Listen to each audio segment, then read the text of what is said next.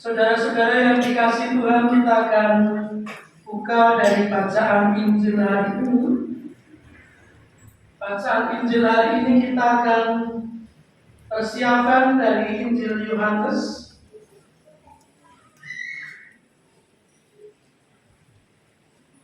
Injil Yohanes pasal yang ke-19.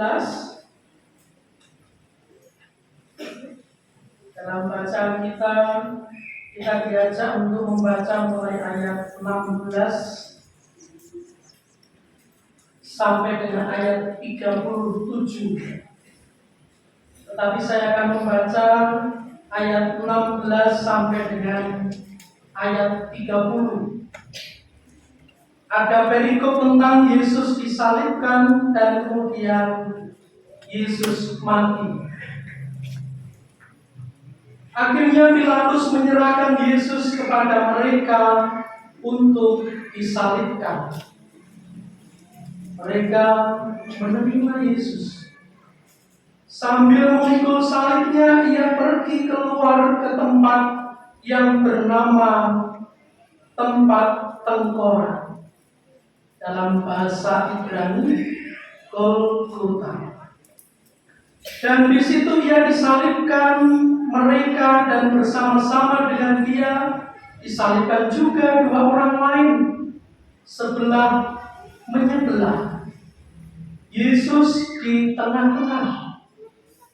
Dan Pilatus menyuruh memasang juga tulisan di atas kayu salib itu, bunyinya, Yesus orang Nazaret, Raja orang Yahudi.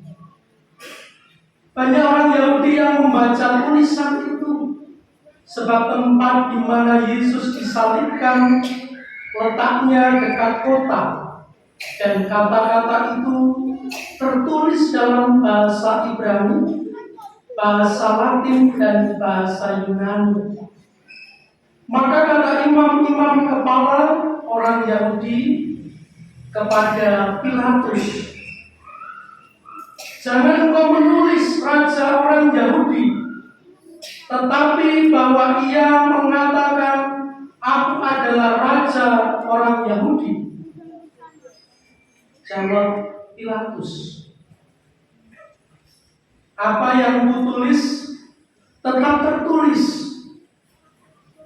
Sesudah prajurit-prajurit itu menyalibkan Yesus, mereka mengambil pakaiannya lalu membaginya menjadi 4 bagian, untuk tiap-tiap prajurit 1 bagian. Dan jubahnya juga mereka ambil. Jubah itu tidak berjahit, dari atas ke bawah hanya 1 tenunan saja. Karena itu mereka berkata seorang kepada yang lain, "Janganlah kita membaginya menjadi beberapa potong, tapi baiklah kita membuang undi untuk menentukan siapa yang mendapatnya. Demikianlah hendaknya supaya genaplah yang ada tertulis dalam kitab suci." Mereka membagi-bagi pakaian itu di antara mereka, dan mereka membuang undi atas jubah. Hal itu telah dilakukan prajurit-prajurit itu. Dan dekat salib Yesus berdiri ibunya dan saudara ibunya, Maria istri Klopas dan Maria Magdalena. Ketika Yesus melihat ibunya dan murid yang dikasihnya di sampingnya, berkatalah ia kepada ibunya, "Ibu, inilah anakmu." Kemudian katanya kepada murid-muridnya, "Inilah ibumu." Dan sejak saat itu murid-murid itu menerima dia di dalam rumahnya. Sesudah itu, karena Yesus tahu bahwa segala sesuatu telah selesai, berkatalah ia supaya genaplah yang ada tertulis dalam kitab suci, "Aku haus." Di situ ada suatu bekas penuh anggur asam. Maka mereka mencucukkan bunga garam yang telah dicelupkan dalam anggur asam pada sebatang hisop, lalu menunjukkannya ke mulut Yesus. Sesudah Yesus meminum anggur asam itu, berkatalah Ia, "Sudah selesai." Lalu Ia menundukkan kepalanya dan menyerahkan nyawanya. Demikianlah sabda Tuhan. Berbahagia setiap kita yang boleh membaca, mendengarkan, merenungkan sabda Tuhan. Terlebih kita yang setia memelihara firman Tuhan ini dalam kehidupan sehari-hari. Hosiana.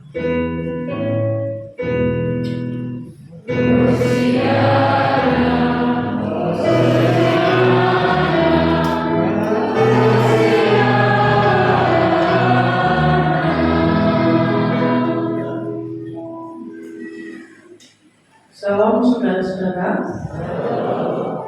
Puji Tuhan, malam hari ini sudah malam belum? Oh belum. Saya habis berdiri di depan seperti artis tadi, menerima banyak anggur dan roti untuk dilayangkan. Dan di pengalaman pertama dengan model pelayanan perjamuan kudus seperti ini bagi saya secara pribadi. Nah, kita mau belajar tentang satu tema, kematiannya membawa perdamaian. Jadi kalau kita amati dalam salib Yesus ketika saat itu ada satu tulisan. Di sana dituliskan INRT, begitu ya disingkatnya ya. Jadi apa itu artinya Bapak Ibu? Artinya itu tadi Yesus siapa? Yesus itu orang Nazaret, raja orang Yahudi dalam bahasa Indonesia. Di sana memang dalam misalnya penggunaan bahasa Latin itu ada Yesus Nazarenus Rep Eudaiourum. Jadi Yesus IESUS, kemudian Nazarenus, kemudian N, kemudian Rep REX, kemudian Eudaiourum I, kemudian disingkat menjadi INRI. Dalam bahasa Latin panjangnya seperti itu. Dan ini tulisan dalam bahasa Latin yang artinya seperti yang jenengan sampaikan tadi dalam bahasa Indonesia di ayat yang ke-19 yang bunyinya Yesus orang Nazaret, raja orang Yahudi. Siapa yang menulis itu? Bapak Ibu yang menyuruh siapa? Siapa? Pontius Pilatus. Ada lagi yang menjawab, beda? Pilatus. Kalau kita melihat bacaan kita memang di sana, dan Pilatus menyuruh memasang juga tulisan di atas kayu salib itu bunyinya Yesus orang Nazaret, raja orang Yahudi. Ditulis yang menyuruh adalah Pilatus. Dan orang-orang Yahudi saat itu, khususnya imam-imam kepala, setuju gak dengan tulisan itu? Tidak setuju. Mereka tidak setuju dengan apa yang disuruh oleh Pilatus ini. Dia tidak setuju karena mereka menganggap bahwa raja saya adalah Kaisar. Yang kemudian dia tidak setuju dan tidak menerima Yesus.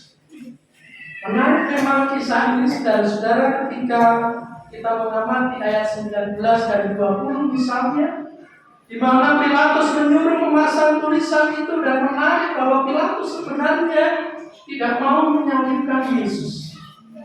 Tidak ditemukan kesalahan dalam pribadi orang ini. Dan Yesus tetap saja disalib karena teriakan orang banyak, imam-imam kepala orang-orang Yahudi yang saat itu. Banyak sekali masa yang mengatakan salibkan dia. Padahal secara hukum negara dia tidak dibuktikan bersalah. Tetapi orang-orang Yahudi menganggap bahwa Yesus menyalahi aturan agama orang Yahudi. Yang kemudian akhirnya Yesus kemudian disalibkan. Mereka yang beramai-ramai pada saat itu, kalau kita amati di ayat 1 sampai dengan ayat 15 bacaan kita hari ini, maka kita akan melihat bagaimana pada saat itu ada taruh dan kemudian akhirnya memang disalibkanlah Yesus yang menurut Pilatus tidak didapati kesalahan di dalam diri Yesus. Saudara-saudara yang dikasih Tuhan, mungkin kita bertanya mengapa Allah itu seakan-akan menyembunyikan wajahnya pada saat-saat situasi yang krisis seperti ini. Mungkin kita bertanya kenapa Allah tidak hadir pada saat Yesus membutuhkan pertolongan seperti itu. Mengapa Allah diam dan menyembunyikan wajahnya dengan kondisi derita yang dialami oleh Yesus? Sebenarnya Allah tidak diam. Justru disinilah kita melihat, saudara, bagaimana kita melihat Yesus Kristus yang memilih jalan salib itu. Dia memilih untuk disalib bukan menghindari penderitaan yang dia alami, tetapi dia benar-benar memilih penderitaan yang ada di depannya. Inilah bukti cinta kasih Allah. Allah sebenarnya tidak jauh, tetapi Allah bersama-sama dengan Yesus yang saat itu, di mana Yesus sedang mengalami penderitaan sebagai manusia. Allah sendiri masuk ke dalam kenyataan bagaimana derita bahkan mengalami kematian yang sesungguhnya. Yesus Kristus sang firman Allah yang menjadi manusia, yang mengalami keterpisahan dengan Bapa. Dia yang sejak kekekalan ada dalam persekutuan kasih sempurna di dalam kesatuan Bapa, Anak dan Roh Kudus, harus mengalami keterpisahan yang sangat menyakitkan. Dia adalah sang kehidupan itu sendiri, memilih untuk mengalami kematian. Tapi di awal adalah bukti kelulusan jalan salib yang dipilih oleh Yesus. Ini menunjukkan bagaimana kasih Allah itu nyata hadir, merasakan bagaimana penderitaan sebagai manusia. Melalui penderitaannya, Yesus akan membawa manusia memahami arti kasih yang begitu dalam, anugerah pengampunan dan pendamaian yang sejati. Kristus sendiri dengan sempurna menyatakan bahwa Allah yang sepenuhnya berkenan hadir dan tinggal diam bersama-sama dengan umatnya, bahkan di dalam penderitaan dan sengsara sekalipun. Maka buah dari kehadiran dan pengorbanan Yesus itu buahnya adalah undangan bagi orang percaya untuk hidup dalam persekutuan dan kesatuan dengan menghayati salib Kristus yang mendamaikan manusia. Simbol ketika saya menarik kain yang berwarna hitam dan kemudian saliblah yang terlihat, menunjukkan bagaimana penyaliban Yesus itu menjadi dasar untuk kita boleh mendapatkan keselamatan. Maka peliharalah apa yang sudah panjenengan terima, panjenengan tangkap, dan hidupilah kasih itu dalam kehidupan sehari-hari saudara-saudara.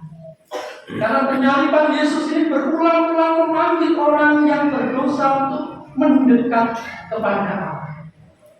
Maka saudara-saudara, Jumat Agung yang saat ini kita peringati, yang saat ini kita rayakan, menghantarkan kita semua untuk menghayati bahwa jawaban Allah yang penuh kasih sayang, yang seringkali kita bertanya-tanya kemana Tuhan ketika aku mengalami penderitaan, kemana Tuhan ketika derita dan nestapa itu menghampiri kehidupan.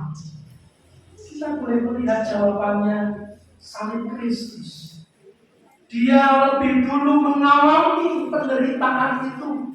Artinya bahwa dia boleh hadir berbelas, dia boleh bersolidaritas dengan yang namanya penderitaan.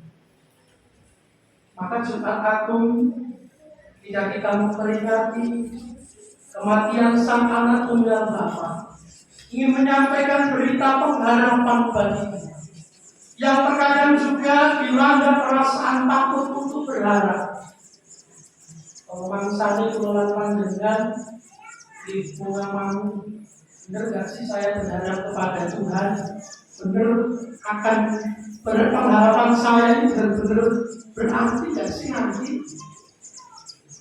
Terkadang kita lelah dengan kehidupan, persoalan, permasalahan, bahkan penderitaan yang kita alami, dan kemudian seakan-akan kita seperti para murid pada saat itu, yang mereka benar-benar kehilangan pengharapan karena guru yang dia kasihi pergi meninggalkan dia.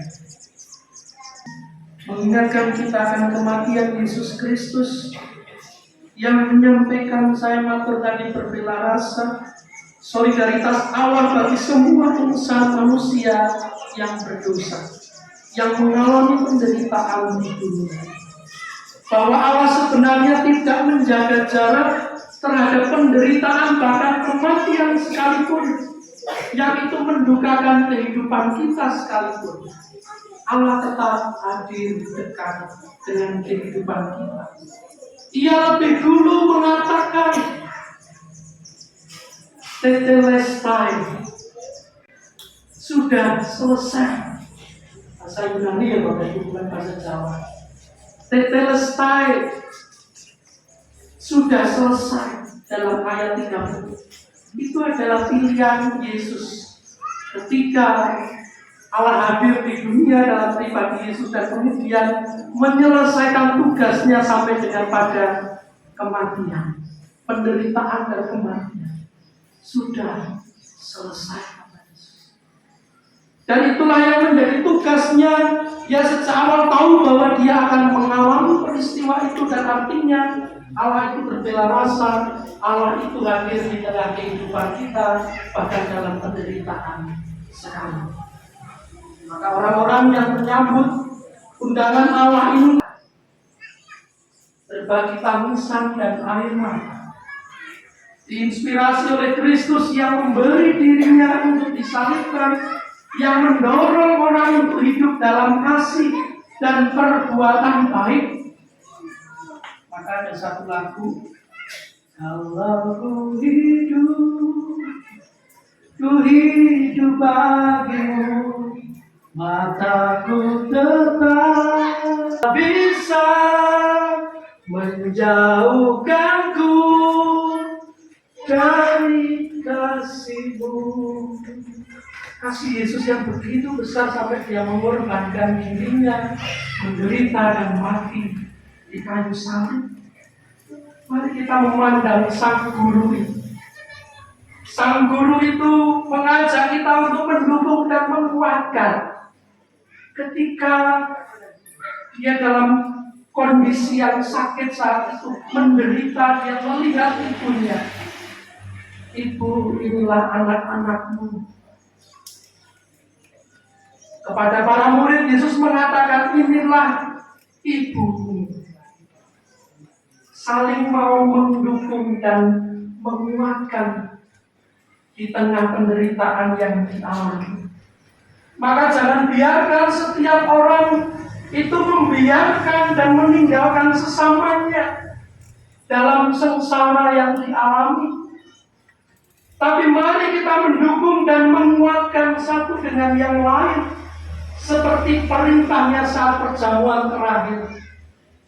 Ketika malam Yesus makan bersama dengan para murid, membasuh kaki para murid, tidak membedakan satu dengan yang lain, semuanya dibasuh kakinya. Dia tahu Yudas akan berkhianat, dia tahu Petrus akan menyangkali dia, tetapi dia tetap membasuh kaki para murid yang menunjukkan keteladanan Sang Guru di dalam kehidupan. Pada saat malam terakhir itu, kita melihat bagaimana Yesus memberikan perintah untuk mereka saling mengasihi. Dan malam itu menjadi malam yang begitu syahdu ya Bapak Ibu. Kalau Roma Irama beda lagi gitu. Malam ini malam terakhir bagi kita. Itu kalau Roma Irama. Tetapi di dalam konteks bagaimana Yesus malam terakhir itu, dia membuat momen itu menjadi momen yang sangat berharga untuk diingat, direkam oleh para murid. Dan itu yang menjadi dasar ketika kita melakukan perjamuan kudus adalah malam para murid pada saat itu. Saudara yang dikasihi Tuhan, mendamaikan dan mempersatukan kita. Maka hidup sesama, hidup kita dengan sesama, itu hadir saling mengisi, saling menguatkan satu dengan yang lain. Kegiatan ini dengan model yang tidak seperti biasanya, satu dengan yang lain mereka saling membantu, satu dengan yang lain mereka dengan tugas dan tanggung jawabnya untuk saling menolong dan mengingatkan maka Jumat Agung malam hari ini boleh kita nikmati bersama-sama. Maka saudara, agar hidup kita dan sesama kita juga hadir untuk saling menguatkan, saling menopang dalam kenyataan hidup yang tidak selalu manis yang kita jumpai. Maka tema kematiannya membawa pendamaian umat. Ini berawal dari peristiwa salib Kristus. Dia telah lebih dulu mengalami penderitaan dan kesengsaraan itu mengenai saya dan saudara. Dan simbolis tadi mengingatkan inilah dasar. Salib inilah yang menyelamatkan. Karya salib inilah yang menyelamatkan saya dan saudara. Kematiannya membawa pendamaian bagi kita dan mengajak kita untuk menyaksikan.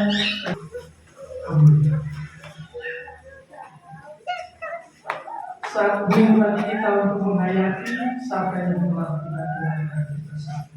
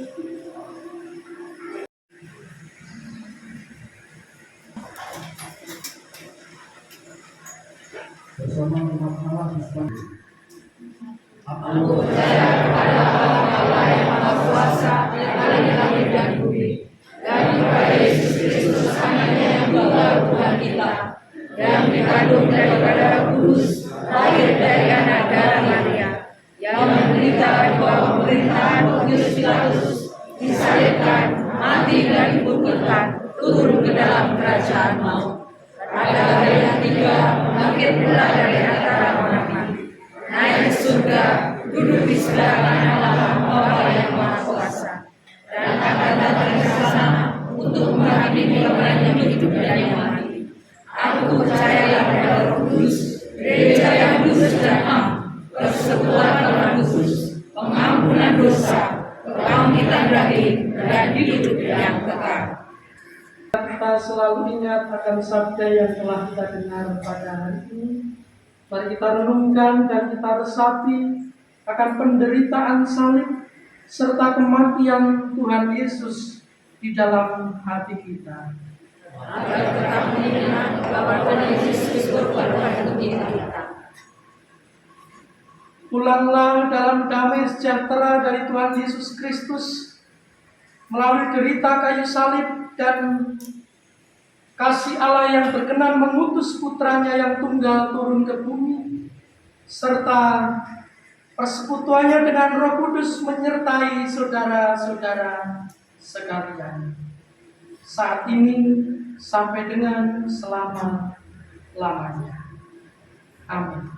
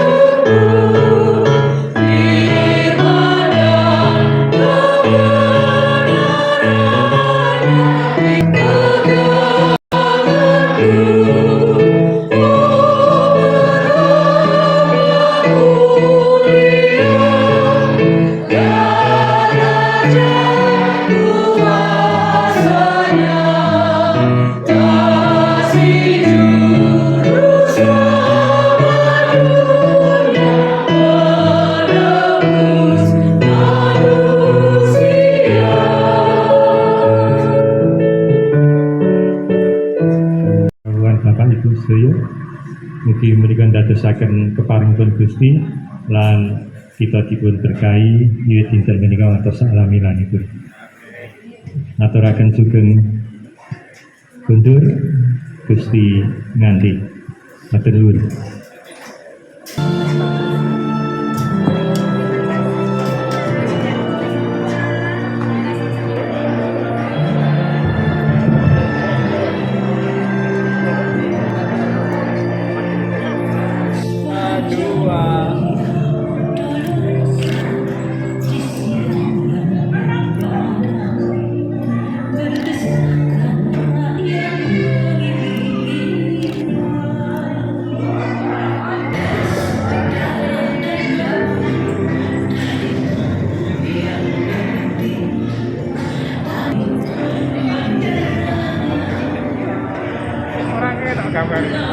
Aku yang